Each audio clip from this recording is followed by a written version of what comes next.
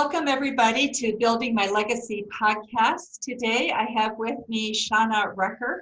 She has an interesting academy. It's called the Dream Hustle Academy. And it is there to help startups, entrepreneurs, those of you who are finishing your careers and you're looking at, okay, what am I going to do next? And what's that legacy I'm going to create? Well, she's got some wonderful ideas in terms of how do you get your story out there and really begin to develop that. So Shana, that's the beginning. Oh, I think the other thing that's very interesting, those of you who are women will enjoy listening to this, is she made incredible use of her maternity leave and used that time to really develop this business and look at the curriculum that was necessary to do this. She comes out of a graphic designs background. So Shana, I'll let you take it from here and fill in the gaps of what you think the audience might want to know. And then tell us a little bit about what it is that you do and how you help entrepreneurs. Yeah, absolutely. Well, thanks so much for having me. I'm super excited to be here. And yeah, it's actually interesting because I didn't, it's not like I planned to be an entrepreneur. It's not like it was something that I always wanted to do. For me, my start was in graphic design. And I think, I think everything we move into is leading us up, or it's getting us ready for that next evolution. So it was like I did graphic design for so many years, and then you're right, on maternity leave, I was actually introduced to entrepreneurship, but it was in a bit of a different form. I was introduced to network marketing, was where I started as an entrepreneur. And that really opened me up to the idea of working for myself, which, I worked in corporate for 15, it was about 15 years at that time. And so I was so used to just like the 9 to 5, you work for somebody else, you climb the corporate ladder. And then when I was introduced to network marketing, it was kind of like, so I can actually make, real money, like good income, and be at home. And so I always knew I wanted to be my own boss, but I just didn't know how it would ever look. And so this was actually my first real taste of becoming an entrepreneur, is through the network marketing industry, which I love it. I think the industry is amazing. I still do have a network marketing business, but I'm not super active in it anymore. I did it for 10 years. And about that 7 or 8 year mark in that profession, I started to get this little nudge about wanting to show up and create my own thing online. And I think that's what happens for a lot of us, is that, when you're switching careers, because it sounds like a lot of your audience, they're moving out of one career and sort of starting into something maybe new or different, is like I got this little nudge. It was like a little whisper in my ear of like, hey, maybe you could try this, maybe you could get yourself out there in this way. And so it was in 2016 where I kind of had that nudge, like, what if you created a brand around coaching? At that time, I was coaching network marketers. I was thinking I could coach network marketing because I had made it to the top of my company and I had, created a great income. And I'm like, well, maybe I could teach other people, what I did, and create a brand around myself online.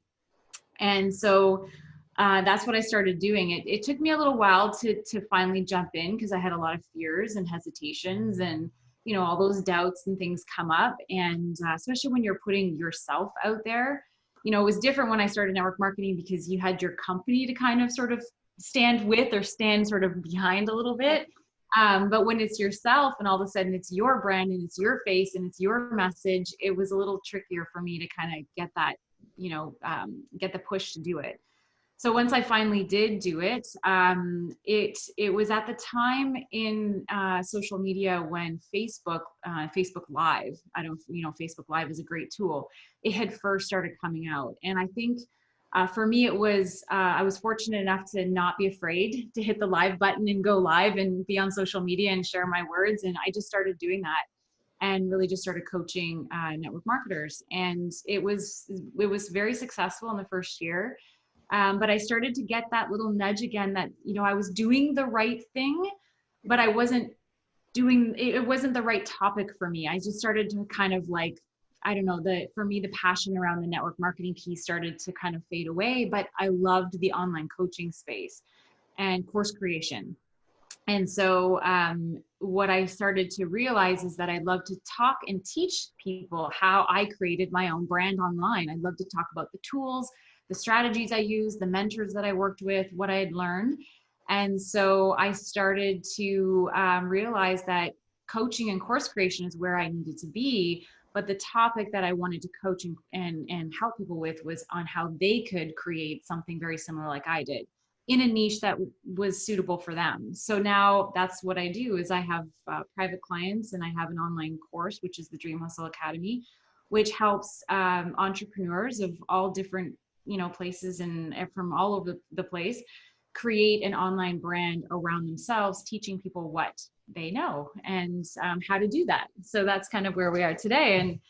And it's a lot of fun. It's an industry that's evolving so fast that you really have to, me as the coach and as the academy creator, I'm always having to learn and evolve it myself too. So it's fun. It keeps me hopping.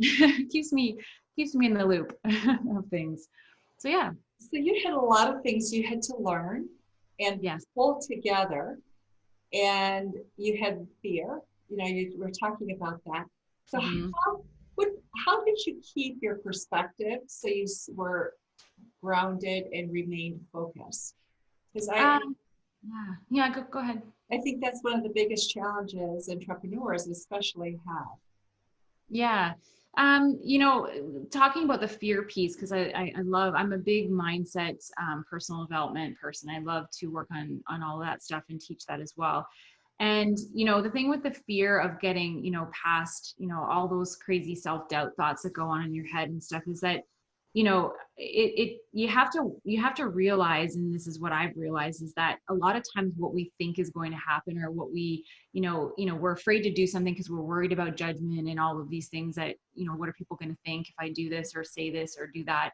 And a lot of the stuff that I, thought in my head wasn't really real. And I had to take the action and actually do it and go through the fear in order for me to realize that 90% of the things that I was worried about weren't actually ever really true, and they never really happened. And so when it comes to fear, it's just something that I don't feel ever just goes away, but you do have to, take that one step and kind of push through it versus waiting for it to dissipate before you can actually do anything. And here's the thing is that if you have a passion for something and it's in your head and you keep thinking about it, it will eat you alive if you don't finally take a step and move towards it. And I think that's what happens sometimes is that, in order to push through the fear, you almost have to let it scratch at you from the inside long enough. And then you're just like, okay, I'm going to do this, and then you realize it's not so bad. And so that's how it was for me. I just had to keep going through it. And and it's just been. So you have a process you take people through. What does that process look like? Yes, for sure. So when you're creating a brand around yourself online, and you have something that you want to share, the first thing I teach everyone is you have to get really clear on who you are and who you want to help and serve and why you want to help and serve them. And then as well as the results that you want to help them accomplish.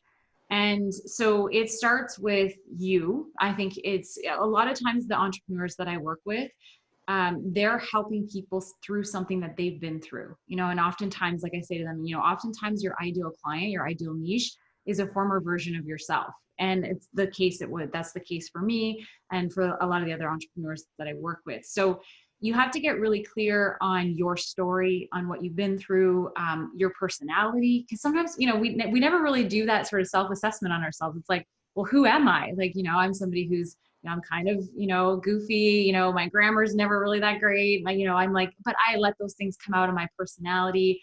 I just kind of say things as they are, I'm super, authentic and vulnerable and all of those things. And that's part of my brand. And so it's about really understanding who you are and how you want to bring that to your brand and what parts of you want to bring to your brand. So we go through the clarity piece, how you help people transform, what your experiences are, what your skill sets are. And then once you have that clarity, then you move into connection, which is really creating the platforms where you can start connecting with people who would fit that ideal client avatar. So things like your social media channels, which ones do you need to be on? How do you set those up? What do you need to say on those channels? How do you create content? So it's phase 2 is all about setting up that connection point so that you can share your message, share your content, share your value, and attract in the right people. And then we work on branding after. Like, it's funny because when I start businesses with people, they often go, okay, well, let's build the logo and the website. And it's like, you don't need a website yet. You need to, there's lots of work that needs to be done before we get to branding and all the fun stuff. So we work on website, and then and getting your platforms organized and your branding organized. And then the next phase is creating your actual offer, creating your, whether it's a coaching program, whether it's a group coaching program, an online course, sometimes it's ebooks that they want to create. And sometimes it's a combination of things. So we definitely do that in phase 4. And then phase 5, we work on creating raving fans of your brand and of your products, and how to do that. So yeah, so it's great because, you know, people can go through the system at their own pace. Some people want to go quick and they get through their clarity and they're like, they want to get to their offer and they want to start marketing. And then other people, you know, they can go at their own pace. They can kind of take more time, you know, to work through things if they need to. So if you're fast and you've if you've come somewhat clear about who you are because maybe you're already highly specialized, let's say, to go through the process, about how long does it take people? Well, it's typically around, I mean, I would say anywhere from 6 to 8 weeks going through it. That's pretty fast. If you're fast. Like, I know for me, when I started my business, the urgency was there. I wanted to get this done in a certain amount of time. And so I was dedicated to it, right? It also depends on how much time you have to do the work, right? Because some of the women that come through my program, you know, they've got young kids at home. They've only got a few hours a day to kind of, you know, work on their business. So it's going to take them a little bit longer. But if you can dedicate, you know, few out like 4 or 5 hours a day to working on getting the things set up and organizing your thoughts, you could have this stuff kind of laid out in as quick as, you know, 3-4 weeks, even if you're really dedicated to it. So for you, when you work with people, what are their biggest challenges? What do they need to really deal with to be successful? I think the biggest challenge that I find with most of my clients is imposter syndrome. So yeah, because they oftentimes, the coaches and the course creators that I work with come to me with this passion that they have, this thing that they know that they can help people with. And for instance, one of my clients, she's a yoga instructor. She's run a yoga studio for, you know, I think 20 years. And now she wants to help yoga instructors create successful studios. But she's never been she's been a yoga teacher, but she's never been a coach and a course creator and somebody who's out there that's, you know, so she, in her mind, her imposter syndrome says, well, who are you to do that? You're just a yoga teacher. You're not a coach. You never went to coaching school, you know? And so yes, I do believe that there are certifications and things that are required for certain things in life, for sure. But then there are things like, if you want to teach social media and you want to coach people on how to be, you know, really good at social media, you don't necessarily need to have a coaching certificate in order to do that. But sometimes people get tripped up on that because they're changing gears. It's something they've never done. And they feel like, well, who am I to put myself out there and say that I'm a coach when I've never gone to coaching school, you know? And it's like, yes, in some cases you may need that, but not in all cases. And so it's helping them overcome that, that fear of people will find out that I didn't go to school for this. You know, people will find out that I'm not certified for this. And it's like, people don't care. Like, they want to know what you know. Like, if you have skill sets in something and you're really good at something and you've been through something, I would rather learn from someone who's been through what I want to learn than someone who just read a book about it and said, okay, I think I know everything, but's never done it themselves. So it's getting them to understand that concept of people want that shortcut. They want to know the fastest route to get from A to B. And if you have it, even if you don't have a certificate on your wall, they'll pay for it. They want to know. And so I think that's probably the biggest one, the imposter syndrome. I think it's interesting because I think women perhaps deal with that more than men do. I don't know that for a fact, but you tend to read about it and hear about it, particularly with women. Your thoughts, how do women overcome that? Well, I know for me, I overcome it by talking about it a lot and working through it. And I think that's one of the benefits of having a coach is that, for me, when I was going through that personally myself, I had a coach at the time. Her name is Amber Lillystrom. She's amazing. And she was the one who, it's almost like she was like the voice of reason who kind of said to me, like, listen, like, I know you're thinking these things. Cause again, it goes back to what I said in the beginning. It's like, I was telling myself all these crazy stories. And I think that's the difference too, between men and women is men see things a little bit more black and white maybe. And women, we kind of like, I can create elaborate stories around what I think everybody's going to think about what I'm doing. Right. And I know I'll tell my husband these things that I think that's going to happen. I'll be like, oh, but I'm worried if I do this, this is all going to happen and whatever. And he's like, do you really think that's going to happen? And then I'm like, right. But at the time for me, I was working with Amber, my coach, and she was the one who really helped me, just get, like you said in the beginning, get grounded in my thoughts and go, okay, what's real, what's not? Who are you? You can do this, these things, and just help reinforce my confidence so that I could overcome some of that stuff and get out there. And I think the other thing too is experience. The more you put yourself out there and the more you push through the fear and the more you just do it anyways, even though you feel that fear, the more confident you get. And the imposter syndrome, I don't think ever really goes away. I think every new level we evolve into in our businesses comes with a new sort of set of feeling like, that little bit of like, oh my gosh, who am I to do this? Like, okay, I just got 10,000 followers. Like, oh my gosh, okay, I'm on Instagram now. People, I'm an influencer now. Like, right? Like each new level that you grow into comes with that extra little bit of imposter syndrome. But you learn that it's not really real, that you can go through it and you did it before and you can do it again. Right. I think it's just a matter of maneuvering through it, but having the support is, I think, the biggest thing that has helped me in my journey of entrepreneurship. So one of the things that I hear you say is having a skill set, having something to bring to the table is particularly useful. And when I talk with young people, 20s, out of college, freshly out of college, maybe 1 or 2 years of experience, I hear many of them say, oh, I don't want to be in the corporate world. I want to have my own business. I think I'll be a coach, right? And I have seen many of them just struggle because they don't have a business concept. Yes. And they don't know who they are. If you don't know who you are, you can't help somebody know who they are, right? So there's a foundational piece there that is critical in terms of having enough data behind you that you can stop and say, this is who I am, and this is what I'm really good at.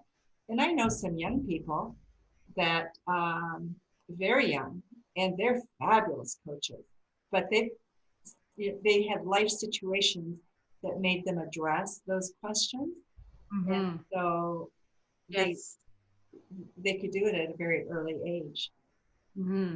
Well, and I think that's part of, with, especially like with the people that I know I work with, and my age group that I usually typically work with are 30s to 40s. It's they've had some life experiences that have allowed them to go, oh, okay, I've been through this. I know what it's like, and I can walk you through what I did, and I've learned some things. I've got some tools in my toolbox kind of thing where, if you're fresh out of school and you want to be a coach, I mean, unless you like, because, I will say there are a lot of people who have educated themselves very well on something, and maybe they haven't gone through it personally themselves, but they have, a lot of, knowledge around it because they've educated themselves, and they could definitely probably, help people with that as well. But I do find that the ones who have really experienced something are the ones who just because there's that empathy goes a long way too, right? It's like, I know how you feel and I felt that too. And then this is what I did. And I think that there's an extra level of connection that the person you're coaching receives through that allows them to trust you and then go, okay, if you did this, then I can do this too. Where if you're saying, hey, I just went to school for this, I'm brand new out of school, I can help you, that level of trust is maybe not quite as strong. Do you know what I mean? And that can be something that it's just some time and some experience will help them. But I can see why that could be a struggle, and that would be a little bit. Just an observation, one of the things as we're talking, you're very able to just fluidly share who you are and what your journey has been, right? Mm-hmm. And I think so many times when we think that you're going to be a successful coach or successful on doing digital marketing, that there's a hype, there's a spin, there's a personality type that's a hard sell that's going to prevail the most. Mm-hmm. And I just think it's really lovely the way you share who you are, because ultimately that's who people buy from. Mm-hmm. It's that sense of, okay, I'm safe here. I think I can explore and learn. What are your thoughts? Oh, 100%. And I always, that's my go-to when I teach clarity. My biggest stressor, like the biggest thing I emphasize in this is that if you're going to be successful in the online space, authenticity rules 100%, because people can pick up on that energy, right? Like there's an energy that comes across when you show up and you speak you speak your truth. And yes, we get nervous, and yes, sometimes I have been, a little bit more robotic, especially in the beginning, because it took me a while. It's like the training wheels. Like you kind of have to go with the training wheels for a bit and do your best to be authentic, but maybe you're, a little bit stiff and rigid because you're still trying to figure it out. But there is an ease and a flow that comes with being authentic and vulnerable and open and honest about how you really are. And I think that when you don't show up authentically, you get resistance, and it's resistance from your audience. It's resistance. Like that's why for me, when I was coaching network marketing, I was actually coming up with resistance. I was coming up to resistance, and it started to not flow very well. And I was starting to struggle with what I was going to say. And like, I could tell something was going on, but I didn't know what it was. And then I realized it was the content. It was just, it wasn't what I really wanted to do. And so I think that's why, authenticity and being yourself and letting your true self shine. Like I always say, I have this saying, and I didn't make this up, somebody else did, but I'm always like, let your freaky flags fly, because you are unique and there's nobody else like you. And when you are you have no competition. And you just, and there's an abundant amount of people in the world that are looking to work with someone who is exactly like you and no one else. And so you have to trust that, you have to trust that when you put your full self out there authentically, the right people will find you, and in the wrong people, you don't need to work with those people, right? If people are offended or they don't like it or, or whatever, they don't jive with you, it's okay. They can go somewhere else, because there's a lot of people in the world. And there's people out there looking to work with someone who's exactly like you. So you have to show them who you are. What brings you the greatest joy with what you do? Oh, I love when people, because one of the things I find in my space is I find a lot of people struggle with things like technology, or they struggle with, sometimes it's even putting themselves out there in the social media space. And nothing brings me more joy than someone coming back going, I did it. Like I did it. Like I actually created the webpage, or I actually, went live, or I actually did this thing, and they've overcome this thing that was such a huge hurdle for them. And, all, like I said, it took was having some coach that believed in them and said, no, you can do this. Trust me, you can do this. And then watching them go and do it, and then come back and be like, so thrilled that they actually did it. I'm like, I know in my heart, my purpose is to help people live their purpose. And sometimes they need that little bit of a push to say, like, no, don't, I know it's scary and I know you don't know right now, but I promise you, if you do this, it'll work out and you're going to gain a whole new level of confidence because of it. And then they come back and they do. And to me, that's why I'm here. Good for you. You know, it's wonderful to be in a field where you can experience joy. Mm-hmm. Because there's so many people who work and they don't have joy in what they do. And you've created, but I see that with entrepreneurs too, who've gotten so caught in the rat race of needing to make it, that they've created a new nightmare for themselves in a way. Yeah. 100%. And that's why I say, like, you know, I talk about this story about the feather, the brick, and the Mack truck. And the feather is that whisper. Like, to me, if you're going to work every day or you're going and doing a job every day that it's rubbing you the wrong way, it's making you feel not at ease, it's not fun, like, that's the feather saying. And you probably know, because you're hearing a little whisper of going like, I don't want to do this anymore. I don't love this anymore. Or maybe you're getting ideas of things that, like, oh, it'd be so great to be able to do this, you know, and that's the feather kind of whispering in your ear that maybe it's time for a change. Like, now this is like, we need to move you out of this and into, you know, something that's more your purpose. But if you don't listen to the feather, then in time you're going to get the brick, and the brick isn't as good. The brick doesn't feel as great, because the brick is going to be something more impactful, something that's going to force you to look at your purpose and what brings you joy and moving towards that. And if you don't listen to the brick, then the Mack truck comes, and nobody wants the Mack truck. The Mack truck is like a major life-changing event that is usually not fun. And I know in my world, you know, moving from network marketing to becoming an online business, like I mentioned this in the beginning, like, I waited a year before I started that. And it was because I got a brick. You know, we had a situation in our life financially. We had this like downturn. It's like a long story, but it was that downturn that in that situation we got put in that made me actually step up and start my online coaching business, because it was another stream of income for us. And so, but I had the messages a year prior to that I should be doing this. And so I listened to the brick. I started doing my business as soon as, you know, that happened.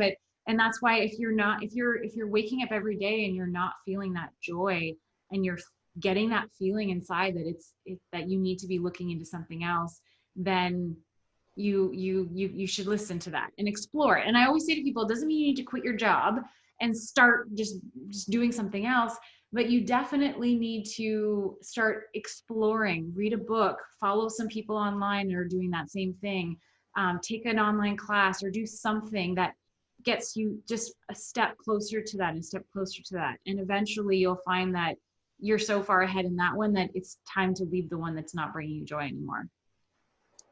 You know, it is amazing how that works. And there is that balance always, isn't there? 100%. So, Shana, we have been talking for close to half an hour, which seems hard to believe. But before we end, I want to just ask you thoughts that you want to share, things that we haven't talked about that you think are really important for people to think about if they're looking at starting an online business or an entrepreneurial type of endeavor. Mm-hmm. What would you say? Well, you know, kind of even similar. That's okay.